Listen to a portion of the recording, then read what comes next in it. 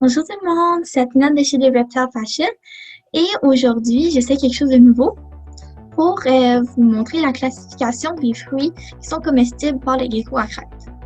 Donc pour commencer, il faut juste que vous sachiez que les fruits pour les geckos à crête, c'est vraiment juste à donner en gâterie. Vous ne pouvez pas juste leur donner des fruits comme nourriture à tous les jours. C'est vraiment important qu'ils aient leurs épachis et leurs insectes. Là, vous pouvez consulter la vidéo que j'ai faite sur ma chaîne YouTube qui concerne tout ce qui a trait à l'alimentation des geckos à crête. Donc, ce qui est important dans l'alimentation des fruits, c'est de regarder le ratio calcium pour potassium. Pourquoi? Ben, c'est parce que le calcium et le potassium, c'est deux molécules qui sont un petit peu en conflit, en fait. Donc, quand une est présente en plus grand niveau, ben, l'autre va être en plus petit niveau nécessairement dans l'organisme.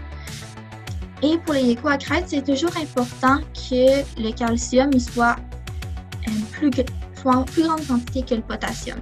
Normalement, le ratio préféré, c'est pour 2 parts de calcium, on devrait avoir 1 part de potassium. Et selon ça, ben, il y a différents fruits qui sont meilleurs et d'autres qui sont un petit peu moins bons. Donc, là, je vais me baisser un petit peu pour que vous puissiez voir le tableau qui est derrière moi. Donc, les meilleurs fruits qui ont le ratio le plus près du 2-1, en fait, il y a la papaye, il y a des figues et il y a des framboises. Okay? Donc ça, c'est les 3 meilleurs fruits que vous pouvez donner à vos geckos à crête.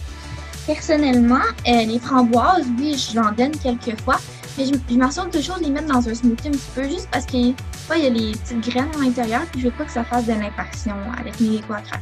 Pour ceux qui savent pas c'est quoi l'impaction, en fait, c'est quand il y a comme un blocage dans les intestins du gecko, puis ça peut entraîner la mort.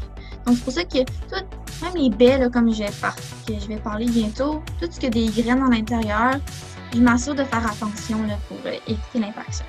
Donc ensuite, on a les fruits acceptables, donc leur ratio de calcium à potassium tourne plus autour de 1-1. Donc ça, c'est sûr qu'il faudra les donner un petit peu moins souvent. Vous pouvez en donner, ils sont comestibles, mais tu sais, peut-être plus une fois aux 3 semaines, tandis que les pommes, c'est peut-être une fois aux 2 semaines ou aux semaines max. Là. OK? Donc, dans les fruits acceptables, on a tout ce qui est belle, donc framboise, fraises, bleuets et mûres. OK? Encore là, ça a des graines, donc moi, je fais attention là, de souvent les mettre dans des smoothies ou de bien les écraser avec une cuillère, là, juste pour que votre gecko il n'y ait pas de misère avec les graines. Ensuite, on a des raisins. On a du melon d'eau, encore une fois, faire attention au pépin, c'est tout une manchette. On a une poire et on a une pomme. Okay. Ensuite, on arrive dans ce que j'appelle les fruits gâteries. Donc ça, c'est important qu'ils soient nourris, là, faut vraiment qu'il y ait l'espace d'environ 1 mois entre chaque fois que vous nourrissiez, que vous donniez ces fruits-là à votre gecko. Parce qu'il y a vraiment plus de potassium à l'intérieur, ou encore pire, l'acide lactique. Ouais, c'est ça, de l'acide lactique. Et ça peut être vraiment dangereux. Bon, donc dans les fruits gâteries, on a les bananes, qui ont vraiment juste beaucoup de potassium à l'intérieur. On a des pêches, on a du cantaloupe et on a des fruits. Et finalement, dans les fruits qu'il faut jamais que vous donniez à vos geckos, on a tout ce qui est agrumes. Donc, la lime, des citrons, des oranges, des clémentines, tangerines, mandarines, tout ça, là, jamais. Parce qu'il y a de l'acide lactique là-dedans. Puis, non, ça peut être vraiment dangereux pour vos geckos. Puis en plus, il y a souvent de la vitamine C à l'intérieur, puis ça va vous donner des belles diarrhées. On va essayer d'éviter ça, d'accord? Et sinon, il y a le kiwi, il y a le star fruit en anglais, j'ai marqué la traduction en français parce que j'ai oublié le nom. Il y a l'avocat et la rhubarbe. Donc, la majorité là-dedans, c'est encore un problème d'acide lactique ou de vitamine C ou juste beaucoup de potassium qu'il faut éviter. Mais l'avocat est un petit peu différent. Lui, ce qui est dangereux à l'intérieur, c'est de la persine. Ça, c'est une molécule qui est généralement tolérée par les humains, donc on peut en manger.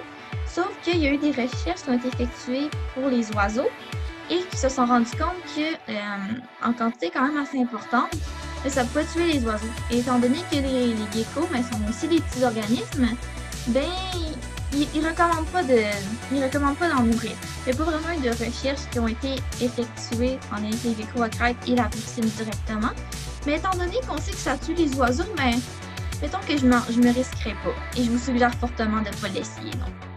Alors voilà, donc ça ressemblait à tous les fruits que vos geckos à crête peuvent manger.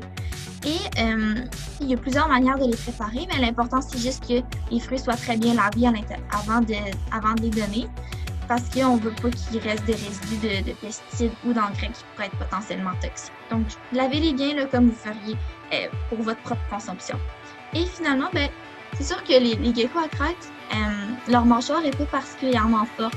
Donc, pour les donner, oui, vous pouvez les donner, mettons, entiers, là, mais c'est vraiment mieux de les écraser avec une fourchette avant ou encore de les mettre en smoothie.